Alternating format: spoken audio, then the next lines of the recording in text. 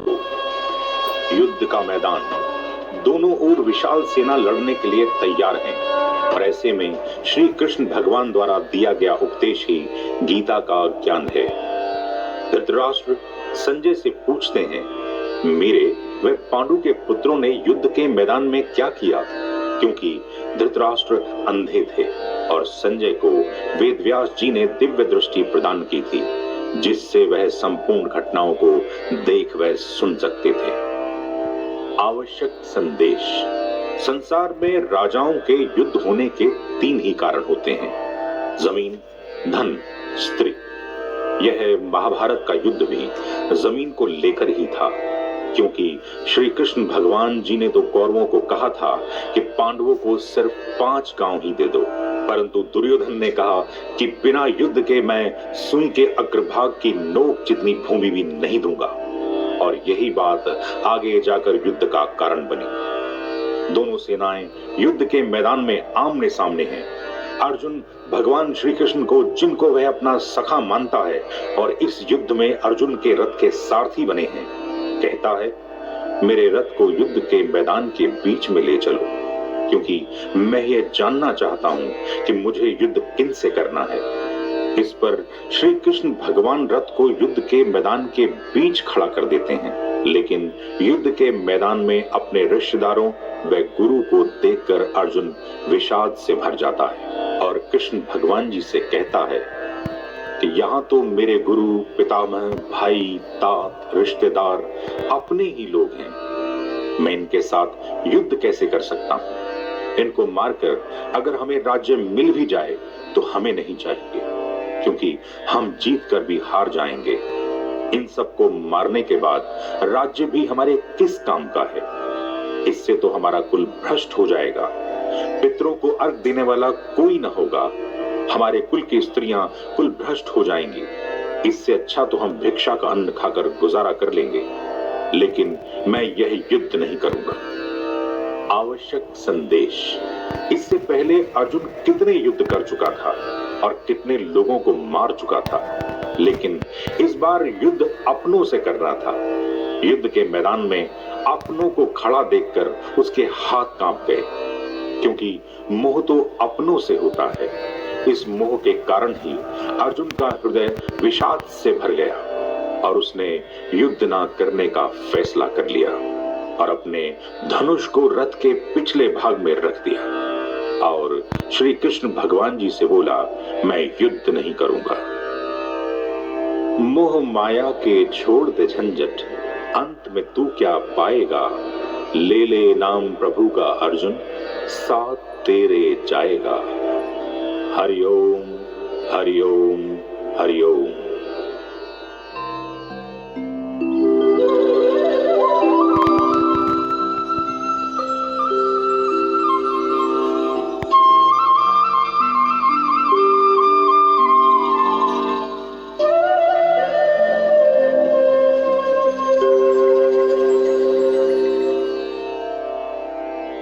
दूसरा अध्याय, सांख्य योग। इस तरह अर्जुन के युद्ध न करने के निर्णय को सुनकर श्री कृष्ण भगवान अर्जुन से बोले, हे अर्जुन, इस युद्ध के मैदान में तुझे मोह क्यों उत्पन्न हो गया है? यह ना तो तुझे कीर्ति देने वाला है और न ही स्वर्ग देने वाला है, इसलिए तू युद्ध के लिए तैयार हो जा। इस पर अर्जुन कहता है, प्रभु, इन सब को मारकर न तो मैं अपना हित देखता हूं और न ही औरों का, इसलिए मेरे लिए जो उचित मार्ग हो वही बताएं, जिसमें मेरा कल्याण हो, क्योंकि मैं आपका शिष्य हूं और आपकी शरण में हूं। आवश्यक संदेश। बस यहीं से गीता आरंभ है, क्योंकि अर्जुन ने अपनी बुद्धि को छोड़कर अपने आप को कृष्ण भगवान के सामने समर्पण कर दिया। जब भी कोई शिष्य अपने अहंकार का त्याग करके अपनी नौका अपने गुरु के चरणों में समर्पण कर देता है, तो उस समय गुरु के मुख से निकले शब्द ही गीता है, और यह वचन शिष्य को जन्म मरण के चक्कर से पार करके मुक्ति प्रदान करने वाले होते हैं। इस पर श्री कृष्ण भगवान बोले, हे अर्जुन, यह तू पंडितों सी बातें क्यों कर रहा है? क्योंकि जिनके प्राण चले गए और जिनके प्राण नहीं गए उनके लिए ज्ञानी शोक नहीं करते, क्योंकि ऐसा कोई समय नहीं था कि जब यह नहीं थे और इसके बाद भी यह रहेंगे। बस यही बात भेद की है, क्योंकि साधारण मनुष्य तो यही जानता है कि जो मर गया सो मर गया, लेकिन प्रभु कहते हैं ऐसा कोई समय नहीं था और ना आगे होगा कि जब नहीं होंगे, मतलब मरने के बाद भी यह रहेंगे। बस यही बात शरीर को शरीरी से अलग करती है, यानी शरीर अलग है और आत्मा अलग है, क्योंकि शरीर तो जन्म से पहले भी नहीं था और मरने के बाद भी नहीं रहेगा। बीच में कुछ समय के लिए यह शरीर दिखाई देता है, परंतु यह मरने की तरफ ही जा रहा है, और जिस शरीर ने मर ही जाना है उससे मोह और ममता कैसी। अर्जुन, तू अपने क्षत्रिय धर्म को निभा, क्योंकि असत यानी संसार की सत्ता नहीं है और सत यानी आत्मा का अभाव नहीं है, क्योंकि यह आत्मा ना तो मरने वाली है और ना ही किसी को मारने वाली है, क्योंकि इस शरीर में जो शरीरी बैठा है और इस देह में जो देही बैठा है यानी आत्मा, उसको किसी काल में भी मारा नहीं जा सकता।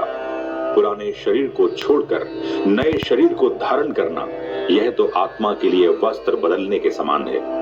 वस्त्र बदलने में बच्चे तो रोते हैं, बड़े नहीं। आवश्यक संदेश, इस संसार में जितने भी स्त्री पुरुष हैं सब अध्यात्म में बच्चे ही हैं, लेकिन हम बड़े तभी बनते हैं जब हमें ज्ञान प्राप्त हो जाता है।